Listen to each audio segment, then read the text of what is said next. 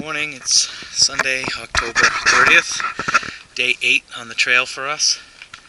We're just packing up, getting a little bit later start since we have another short day.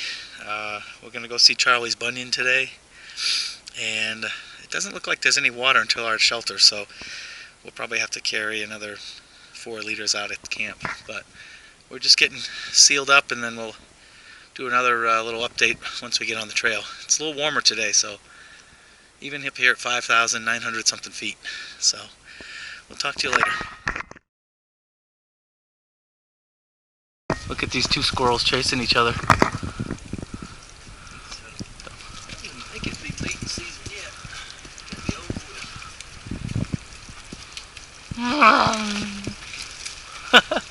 Look at that. Yesterday, give a little recap. Came down the mountain, ran into Brightside. He's a southbound through hiker. He was kind of laughing because his granddaughter wanted him to hike the trail, and she made it through the 100-mile wilderness, and then he kept going. He says, "I didn't even ask my wife," but I guess his wife's coming down to help him slack pack at the finish line. Then we got down to Davenport Gap, and we met a kid who thru hiked this year, and he looked like he was doing trail magic for thru hikers, and he gave us some grapes, which was nice. And while we were sitting on the wall there, we almost saw a fist fight between two late 60-year-old gentlemen over a parking spot.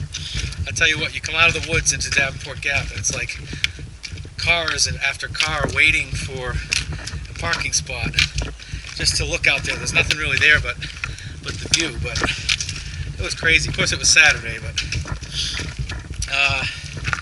so we ate a nice lunch there, and then did a pretty long hike, not long, 3-mile hike up to what was the name of it? Icewater Spring Shelter. So on the way up, I mean, it was like coming up the Grand Canyon. So many people had day hiked out to Charlie's Bunion that every 5 steps were stopping to let people go by. And well, I mean, we don't mind the rest, but it was just probably the busiest we've seen, obviously, the AT at any time.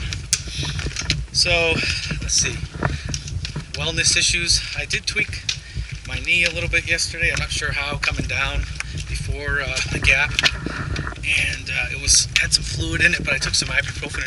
It's a little stiff, but it's fine today. Any injuries there, Blister? No injuries, but I think I finally figured out my favorite thing about the AT, and that is I can eat whatever I want and still lose weight. It's awesome. That is a joy. Definitely. We've been eating lots of cheese and sausage or salami and pepperoni, candy. So anyway, so we're making our way down to Charlie's Bunion. I'm not going to bore you much longer. I'll let you probably bounce into too much. These are the parts that aren't exactly memorable because they're downhill. So you just go down them, and unless you see a nice view, you really remember the uphills because they kill you. But all right, so we'll check in probably next from Charlie's Bunion. Bye. All right, so we've reached Charlie's Bunion. Closely controlled children. So it should be a 0.1 mile trail up to the Bunion.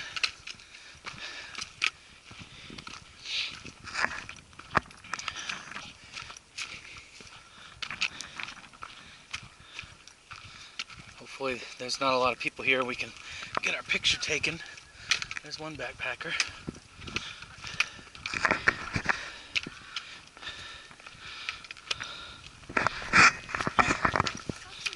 Morning. Good morning. You guys from Maine? No. Oh. Okay.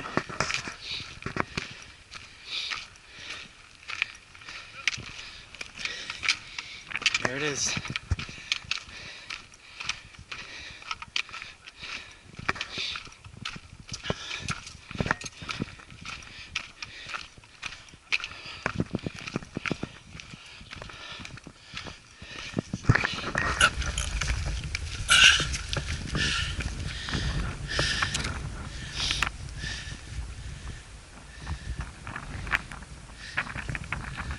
think of that?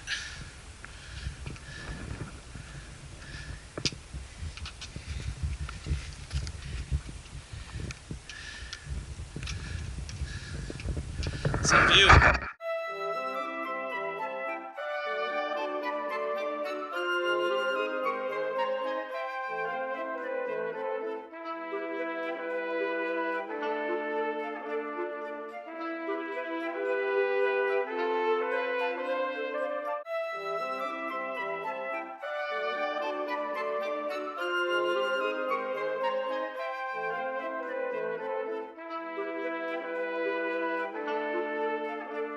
It's day 8. We're at Charlie's Bunyan. Wanted to show you, give you a little perspective of what it's like near the edge here. I mean, you look right there. That is straight down. There's no room for error here. I mean, literally look at that right through that bush. One misstep, and it's probably, literally, no joke, your demise. Same thing on this side. I mean, I even see people like trekking poles or something that have been right there. Kind of reminds me of coming up on the edge of the Grand Canyon in a way.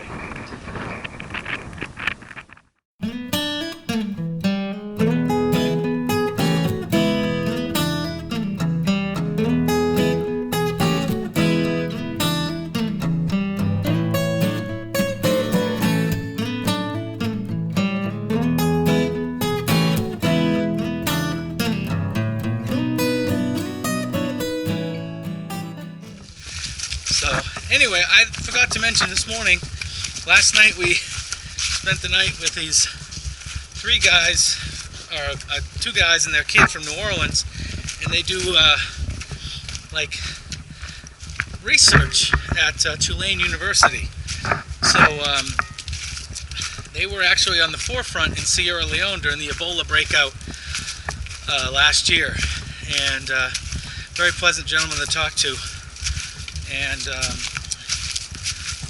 they were, so it just goes to show you, one day you're dealing with drunken morons, the next day you're dealing with people with PhDs.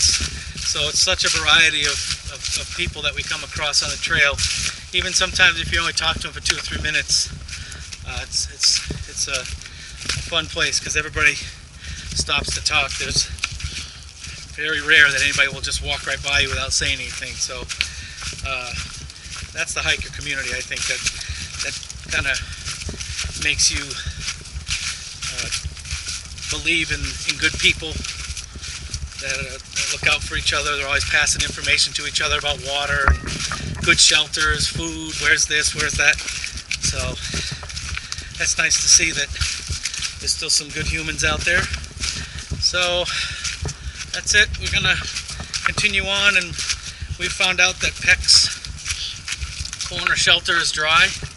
So when we get to the sign, we got to make a decision whether we're gonna continue on or not to try Corner. I don't know if we'll need to because we have enough water, but if we're feeling like we're still champions, we'll decide then.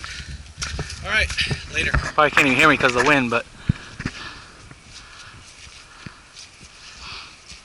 look at that. I don't know if that's a sunbeam or shade over there coming out of the sky. Clouds going by fast. Alrighty.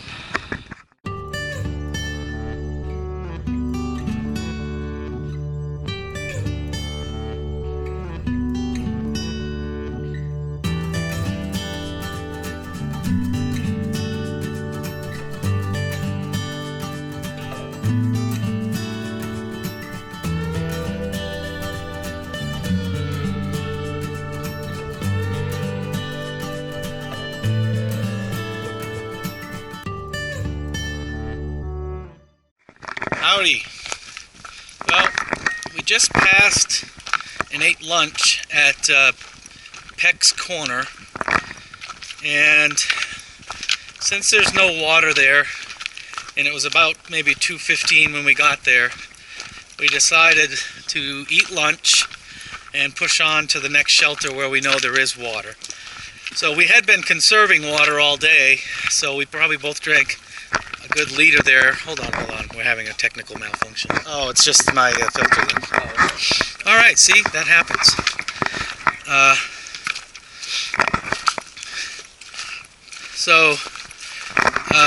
I felt water dripping on my legs, and I was like, I can't afford to lose any of my other water. It's really coming out fast, too. I don't know why. All right, so we're going to push on. It's like 3 climbs and 5.2 miles. So, you know, we may be getting there when it's darker, but that's going to give us a shorter day tomorrow. And it'll make us a lot happier having water when we get there, instead of having to conserve water down there. Plus the trail, the shelter was like half mile off the trail, so we didn't want to do that. There is a sign 6 miles or 6 point something miles from the shelter sign that says Pecks Shelter 4.2 miles. And I'll tell you, I should have looked at my AWOL guide in lieu of looking at the sign, because after a couple hours, which we normally were doing, 2 miles an hour roughly, our spirits were like, where the heck is this sign? So, long story short,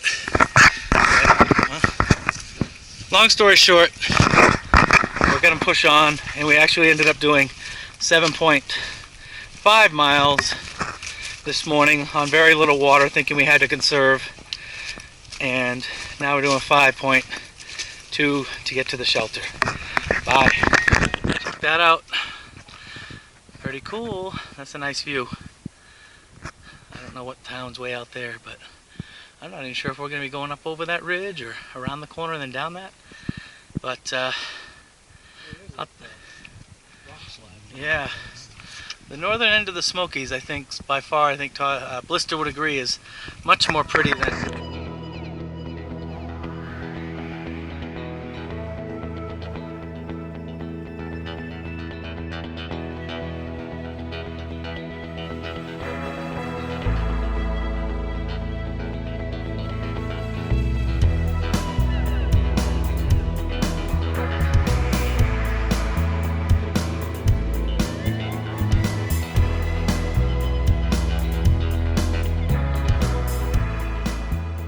Started at Icewater Spring Shelter. Pretty nice ups and downs. Found out there was no water right here at Pecks Corner, and decided to move forward all the way to Tri-Corner Knob Shelter. Pretty nice ridge walk today from Icewater Spring Shelter. Not a whole lot of elevation gain or loss. All the way up to Tri-Corner Knob Shelter at 5,927 feet.